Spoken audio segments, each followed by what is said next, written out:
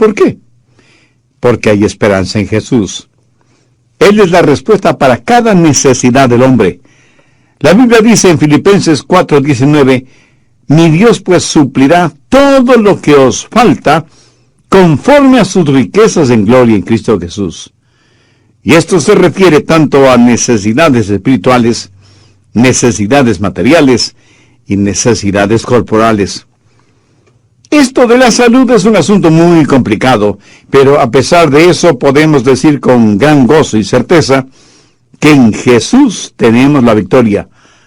Por lo tanto, no hay necesidad de que un creyente nazca llorando, viva quejándose y muera desilusionado.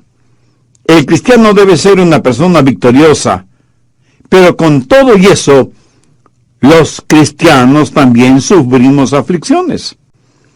Note lo que dice Santiago 5:10.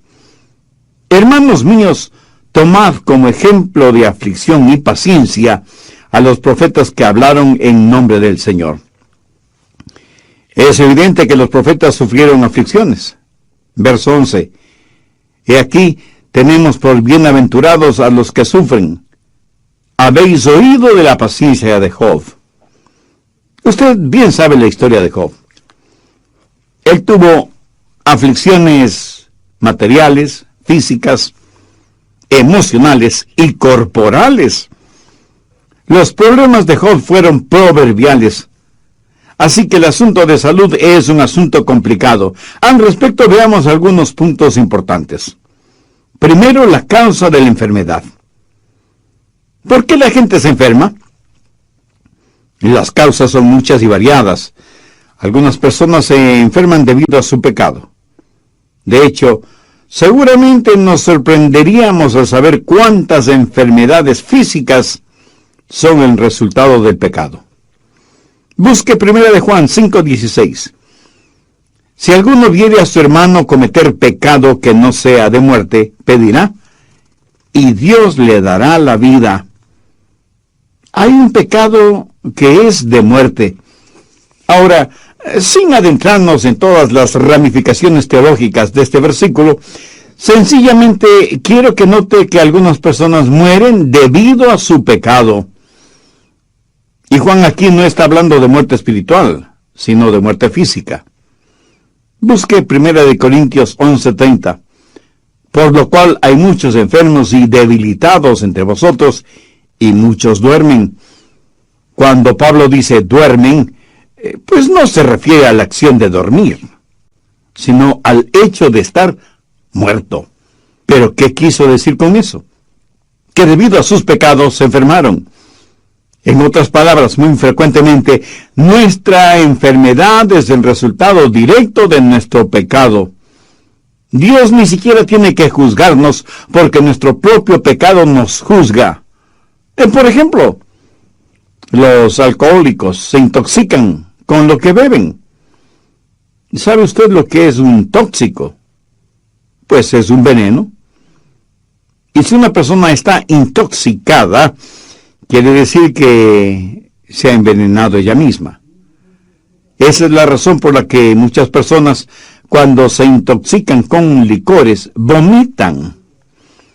Tal pareciera que sus estómagos tienen más sentido común que sus cabezas. Sus estómagos reaccionan frente al veneno y tratan de rechazarlo, y sin embargo el alcohólico sigue bebiendo. ¡Qué necedad! ¿No le parece? Un borracho se envenena a sí mismo y afecta negativamente a todo su cuerpo. Se le enrojecen los ojos, tiene mal aliento, pierde el sentido de equilibrio y dirección, puede dormir en su borrachera sobre basura y no darse cuenta de ello. Personalmente yo no me explico cómo nadie puede defender ese vicio y decir que mientras se beba responsablemente, todo está bien. En la actualidad se dice que el alcoholismo es una enfermedad. No es extraño que mientras se está buscando la causa de muchas enfermedades para combatirlas y erradicarlas, en cambio se hace una impresionante propaganda para que la gente beba más.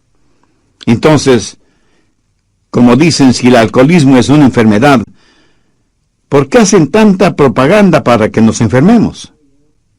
En otras palabras, sabemos la causa de esa enfermedad y se sigue haciendo propaganda, no para erradicar la causa, sino para comercializarla. Somos personas realmente extrañas, sin necesidad de ser extraterrestres. El doctor Evans Graham, de la Universidad de Washington, es conocido como el padre de la moderna cirugía del pecho. Y en relación con el cigarrillo, él dice en su informe médico que el fumar con exceso es la causa del 99% del cáncer del pulmón.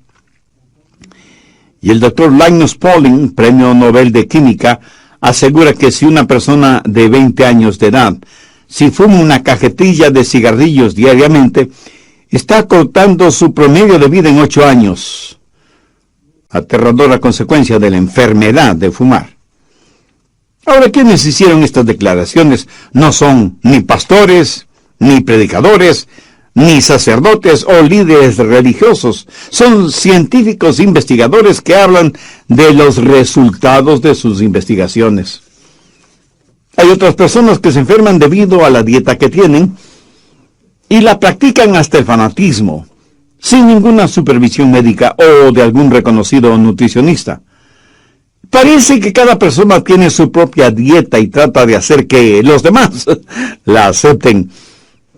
En términos generales, no comemos comidas sanas.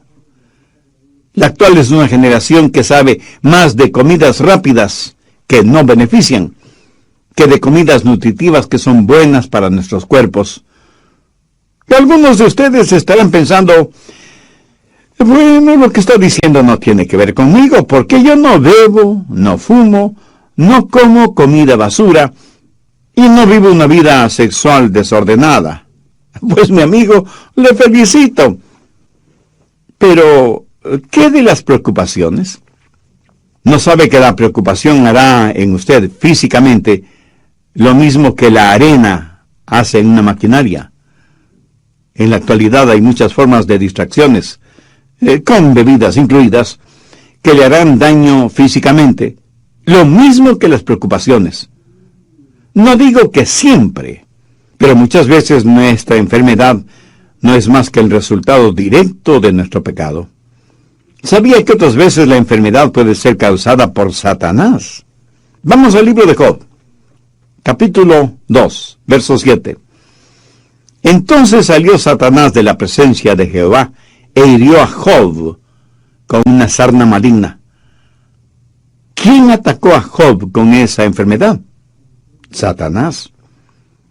Y en el Nuevo Testamento, en el libro de los Hechos, capítulo 10 y verso 38, leemos que Jesús anduvo haciendo bienes y sanando a todos los oprimidos por el diablo. Satanás hirió con una sarna a Job y tuvo muchos hombres y mujeres bajo su opresión física. La opresión satánica se tradujo en enfermedades físicas. Así que algunos están enfermos debido a su pecado y otros están enfermos debido a Satanás. Ahora escúcheme atentamente. Algunos están enfermos porque Dios permite esa enfermedad con un propósito especial. No es que Satanás lo hace, o sea, el resultado de algún pecado en particular. En la Biblia muchos de los santos de Dios padecieron enfermedades, y el ejemplo clásico es el del apóstol Pablo. Busque 2 Corintios 12, verso 7, en donde Pablo declara: y para que la grandeza de las revelaciones no me exaltase desmedidamente, me fue dado un aguijón en mi carne, un mensajero de Satanás para que me abofetee, para que no me enaltezca sobremanera, respecto a lo cual 3 veces he rogado al Señor que lo quite de mí, y me ha dicho: bástate mi gracia, porque mi poder se perfecciona en la debilidad. Por tanto, de buena gana me gloriaré más en mis debilidades, para que repose sobre mí el poder de Cristo. Muchos estudiosos de las Escrituras creen que el aguijón en la carne que menciona Pablo seguramente era una enfermedad en los ojos, porque el apóstol, escribiendo a los Gálatas, les dijo: porque os doy testimonio de que si hubieseis podido, os hubierais sacado a vuestros propios ojos para dármelos. ¿Por qué Pablo no fue sanado de su enfermedad? ¿Es que acaso su fe era débil? No lo creo. A lo mejor Pablo estaba fuera de la voluntad de Dios. De ninguna manera. Dios tenía un plan específico y sobresaliente para Pablo. Por un momento quiero que veamos 2 Timoteo 4:20. Aquí Pablo menciona a Trófimo, que estaba sumamente enfermo. Y el apóstol dice, Erasto se quedó en Corinto, y a Trófimo dejé en Mileto, enfermo. Pablo, el apóstol, tenía poder para realizar milagros de sanidad.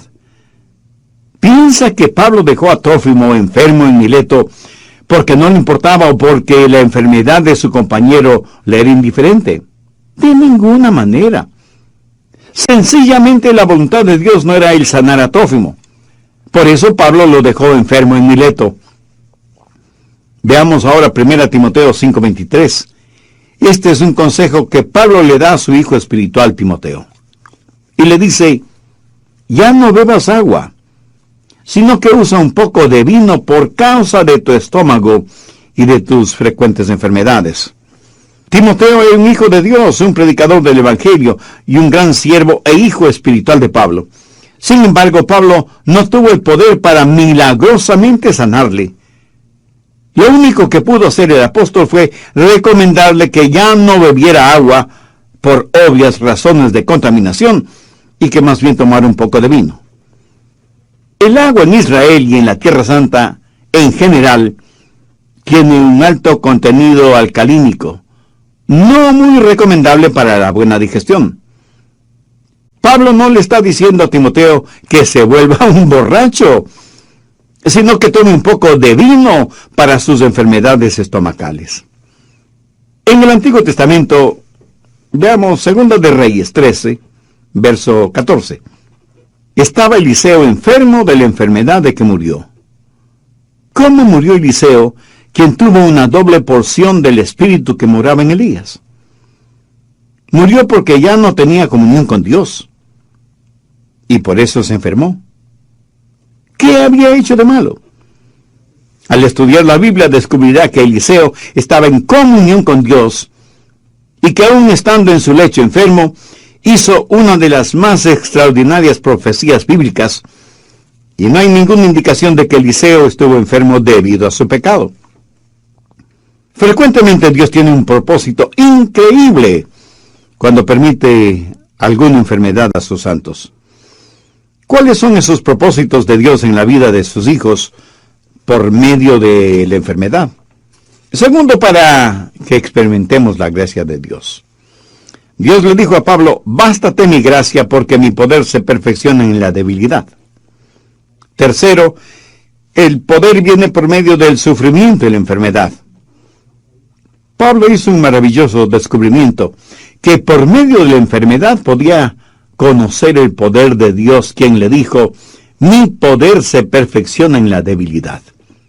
En otras palabras, Dios le dijo, Pablo, cuando estés lo suficientemente débil como para depender totalmente de mí, tendrás más poder del que nunca tuviste estando sano. Por eso es que Pablo dijo, por tanto, de buena gana me gloriaré, más bien en mis debilidades, para que repose sobre mí el poder de Cristo. Y la frase para que repose sobre mí el poder de Cristo es muy significativa. Quiere decir literalmente extender el tabernáculo de Dios. Dios ha extendido su poder sobre la vida de Pablo, y por eso el apóstol siente que cuando es débil, entonces es fuerte. Pablo, debido a su enfermedad física, aprendió a confiar, a depender de Jesucristo. Pablo nunca dijo, bueno, si no me puedo curar, entonces debo aguantar. No.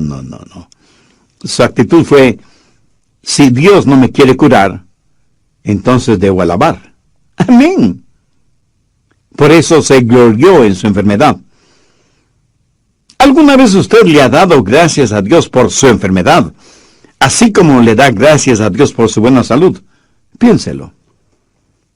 Cuarto, la productividad a veces viene por medio de la enfermedad. Cuán grandemente ha sido bendecido el mundo por creyentes enfermos. Y aunque no sea difícil el comprenderlo, Dios puede usar nuestro sufrimiento para bendecir a otras personas. Veamos 2 Corintios 1:6. Pero si somos atribulados, es para vuestra consolación y salvación. ¿No es eso maravilloso? Pablo está diciendo, mi aflicción es su consolación, mi sufrimiento es su salvación. El resto del verso 6 dice, la cual se opera en el sufrir las mismas aflicciones que nosotros también padecemos. Recuerda que a Pablo Dios le dijo lo mucho que debía sufrir por amor de su nombre. La productividad a veces viene por medio de la enfermedad. Busque Juan 15, verso 2. Todo pámpano que en mí no lleva fruto lo quitaré, y todo aquel que lleva fruto lo limpiaré, para que lleve más fruto. Aquí la palabra limpiar significa podar. Cortar aquello que podía ser un estorbo en el crecimiento y desarrollo de los racimos. Y aunque es una operación dolorosa, es necesaria. ¿Necesita usted esa operación espiritual? No sabe por qué tiene la enfermedad que tiene. Pero aún mucho más importante que esto es, ¿cuál es su relación con Dios? ¿Quién es y qué representa Cristo en su vida? Si usted tiene dudas respondiendo esas preguntas, entonces usted necesita hacer una decisión espiritual ahora mismo. Un hombre estaba visitando un huerto de manzanas y vio un árbol tan cargado de manzanas que las ramas tenían que ser apuntaladas, y le preguntó al cuidador de la huerta acerca de la productividad de ese árbol. Y el hombre le contestó, Señor, usted no lo va a creer, pero este era uno de los árboles menos productivos en la huerta, por lo que tuve que tomar medidas drásticas. Con un hacha hice una profunda incisión en el tronco del árbol, y desde entonces este árbol ha dado más manzanas que ningún otro árbol del huerto. Aprendí que cuando un árbol no tiene más que ramas y hojas, pero no da ningún fruto, la herida que le hice en el tronco sirvió para despertar a este árbol, para que diera fruto. Interesante, ¿no le parece? Quinto, la pureza llega por medio del sufrimiento y la enfermedad. Veamos 1 de Pedro 5:10. Mas el Dios de toda gracia, que nos llamó a su gloria eterna en Jesucristo, después que hayáis padecido un poco tiempo, Él mismo os perfeccione, afirme, fortalezca y establezca. ¿Alguna vez he pensado que a lo mejor sus sufrimientos son para su perfección, para su fortalecimiento, para su crecimiento espiritual? Por eso es que Pedro está diciendo lo que dijo. Mire lo que Job dijo, mas él conoce mi camino, me probará y saldré como oro. En otras palabras, Job dijo, este sufrimiento es como un crisol, en donde serán quemadas todas las impurezas. Y en el Salmo 119:67, David dijo, antes que fuera yo humillado, descarriado andaba, mas ahora guardo tu palabra. 1 Corintios 1, verso 27. Sino que lo necio del mundo escogió Dios para avergonzar a los sabios, y lo débil del mundo escogió Dios para avergonzar a lo fuerte. De paso, permítame decir que la palabra débil en este contexto no quiere decir débil de carácter o sin fuerza física. Más bien significa estar enfermo. ¿Por qué Dios escoge a la gente enferma?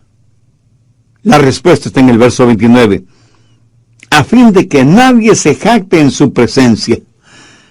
Ahora, ¿cuál es el propósito de todo esto?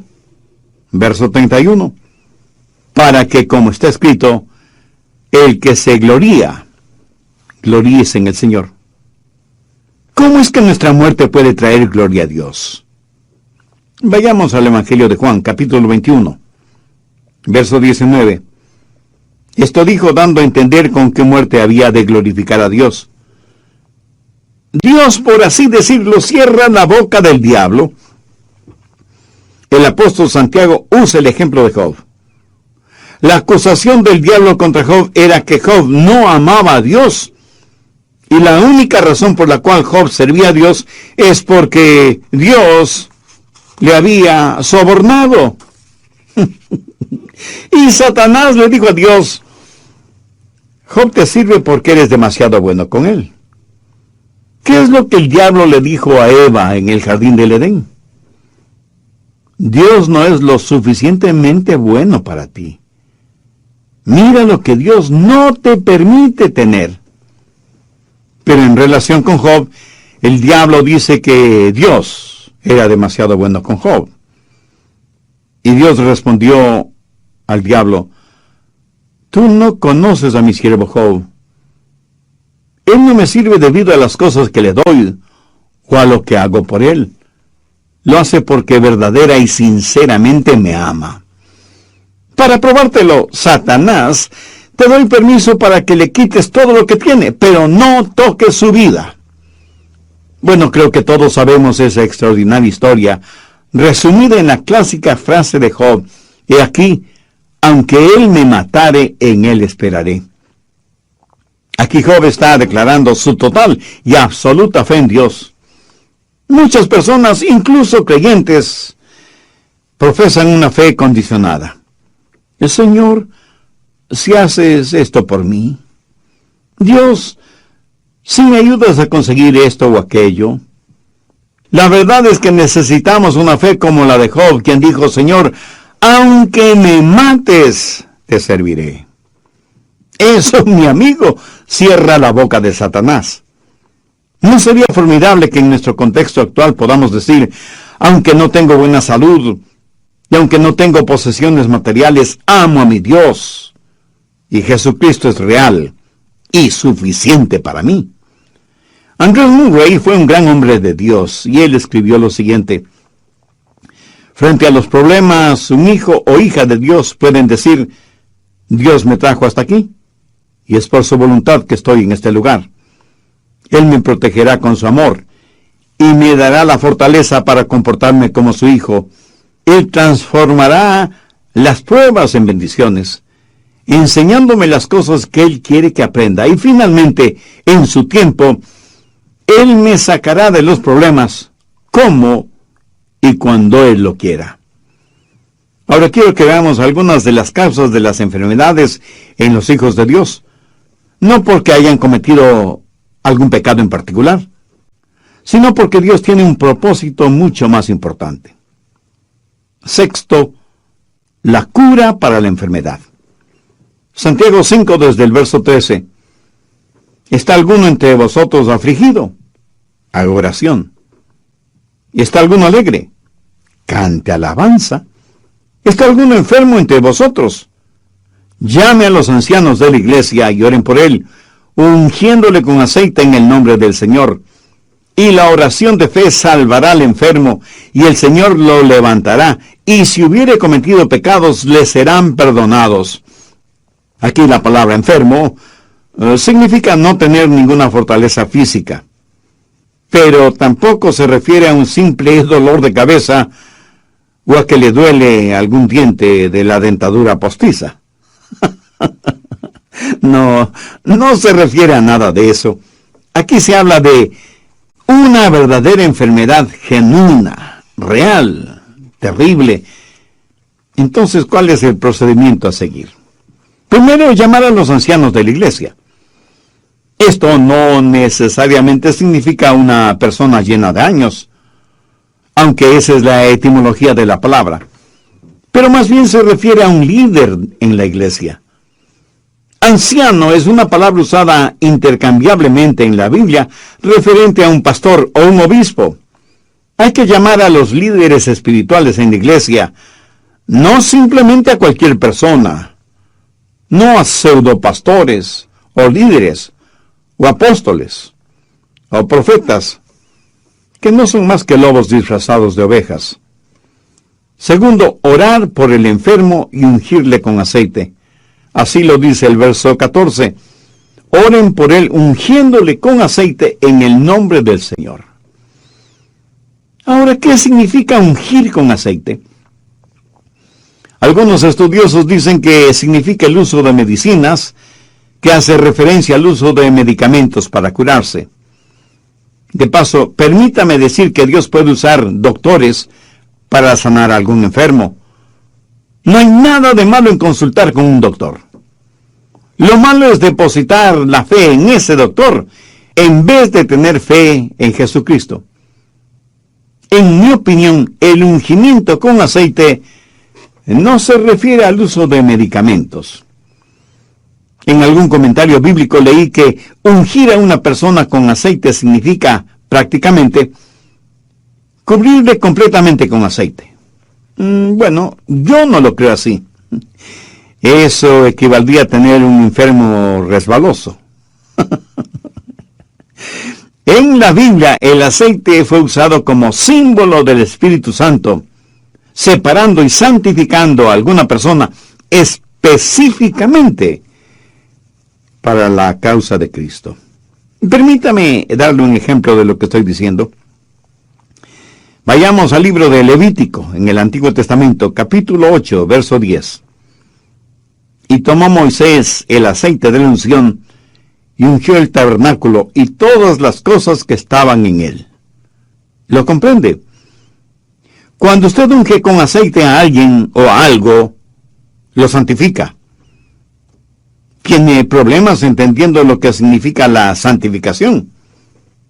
Es muy sencillo. Significa apartar para un propósito o para un trabajo específico. Mire los siguientes versículos, el 11 y 12.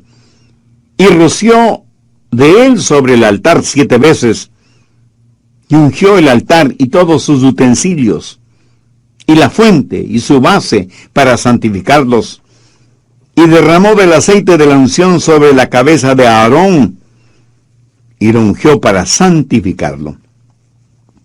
El ungimiento con aceite es un acto simbólico, similar a la Cena del Señor, o Santa Cena, o Comunión, al bautismo por inmersión, o la imposición de ancianos, o a los líderes espirituales de la iglesia, y ellos le ungen con aceite en el nombre del Señor Jesucristo, significa que esa persona, aunque esté enferma, está separada para el servicio y la...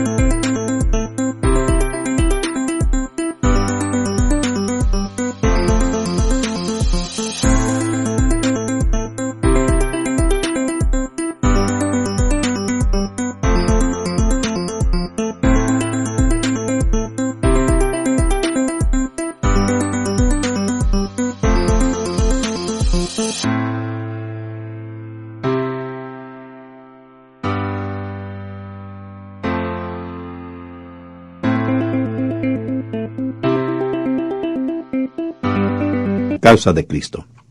Ahora, ¿por qué Dios debería sanar a una persona que no ha sido santificada? ¿O por qué Dios debería darle buena salud para que usted siga sirviendo al diablo? El ungimiento de una persona enferma es la declaración tácita de que esa persona está total y completamente entregada en cuerpo y alma al control del Espíritu Santo. Conozco a cientos de personas que han testificado y traído muchas almas al conocimiento de Cristo como Salvador personal, estando enfermas y en cama. O sea que, estando enfermas, hicieron más de lo que nunca hicieron estando sanas. Nuevamente, veamos Santiago 5, versos 13 y 14. ¿Está alguno afligido entre vosotros? Haga oración. ¿Está alguno alegre? Cante alabanza. ¿Está alguno enfermo entre vosotros? Llaman los ancianos de la iglesia y oren por él, ungiéndole con aceite en el nombre del Señor. ¿Notó eso? son los ancianos los que oran por la persona enferma. Y tenga en cuenta que esto no es orar con la persona enferma, sino orar por la persona enferma. Los ancianos están ahí para orar, para descubrir y para hacer la voluntad de Dios. La oración que llega al cielo es la oración que comienza en el cielo. No oramos por la primera cosa que se nos viene a la cabeza. Necesitamos conocer la voluntad de Dios. Primera de Juan 5:14 dice, y esta es la confianza que tenemos en Él, que si pedimos alguna cosa conforme a su voluntad, Él nos oye. Oramos por la persona enferma para determinar la voluntad de Dios. Así que primero oramos y luego la ungimos con aceite en el nombre del Señor. ¿Y cuál es el resultado? La oración de fe salvará al enfermo. Si la voluntad de Dios es sanar a ese enfermo, Dios nos dará a nosotros la fe para orar. Ahora escúcheme atentamente, porque hay muchas personas que asisten a esas fuertemente hipnotizantes y emocionantes reuniones de sanación y milagros. Yo creo que la parte más ardiente del infierno está reservada para esos charlatanes y fraudulentos mercenarios espirituales que van por todo el mundo esquilmando a los ingenuos, diciéndoles que el poder de Dios está en ellos para sanar enfermos, cuando no son más que desvergonzados vividores que se aprovechan de la credulidad de los tontos útiles. Esos pseudoapóstoles, pastores, profetas, ministros o como se autodenominen, son una verdadera abominación a los ojos de Dios. Pero esto no invalida el poder de Dios para sanar. Yo creo en la sanidad milagrosa y sobrenatural. Yo creo que Dios me ha sanado de muchas enfermedades para que crea en su sanidad. Pero recuerde que cada cosa que Dios hace, Satanás la falsifica. Y estos pseudo sanadores que abundan en nuestro mundo actual toman a una persona que está en una silla de ruedas o que usa muletas y les imponen las manos y dicen unas cuantas palabras misteriosas y desconocidas y como nada sucede declaran: hermanos, la voluntad de Dios es sanar a todos, pero esta persona no tiene suficiente fe como para ser sanada. Ahora piense conmigo por un momento. ¿Puede imaginarse lo que hará eso en una persona que no entiende la Biblia? ¿Se da cuenta del tremendo daño que hacen al ego espiritual de esa persona? No creo que haya nada más abominable que eso.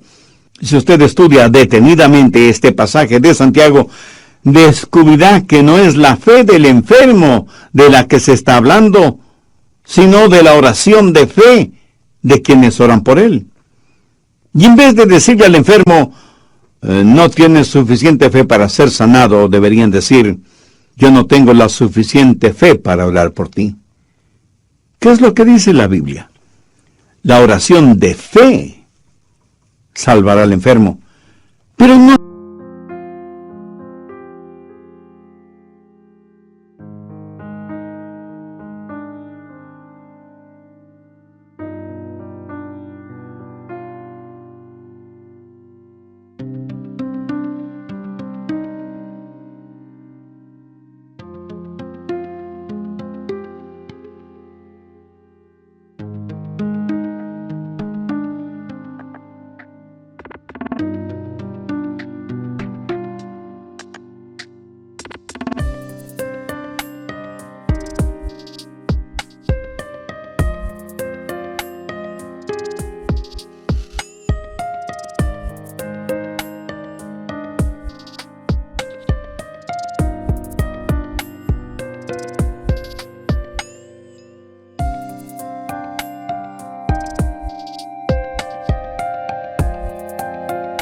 Se refiere a la oración del enfermo, sino a la oración de los líderes espirituales, de los ancianos, por el enfermo. Cuando una persona ha sido ungida y santificada, esa persona ha sido apartada para el servicio de Dios, Y cuando se ora con fe buscando la voluntad de Dios, el Santo Espíritu de Dios honrará esa oración de fe. Esto lo sé porque lo he visto suceder. He visto cómo Dios ha sanado en forma milagrosa e instantánea, en respuesta a la oración de fe. Yo no tengo el don de sanidad. No lo tengo ni lo busco, porque ese no es mi llamado. Pero esto no quiere decir que no ore por los enfermos. Y he visto cómo Dios ha sanado, no todos, pero a muchos de ellos. Y he dado la honra y la gloria a Dios, que es el único que puede sanar enfermos, si esa es su voluntad. Si no lo es, no hay ningún hombre o mujer sobre esta tierra que pueda sanar a ningún enfermo, aunque diga que lo hace en el nombre de Jesús. Al respecto, busque Mateo 7, versos 22 y 23. Muchos me dirán en aquel día, Señor, Señor, ¿no profetizamos en tu nombre? Y en tu nombre echamos fuera demonios. Y en tu nombre hicimos muchos milagros. Y entonces les declararé, nunca os conocí. Apartaos de mí, hacedores de maldad. Si como resultado de haber escuchado este mensaje usted siente la necesidad de hacer una decisión espiritual, le invito a repetir conmigo la siguiente sencilla oración. Querido Dios,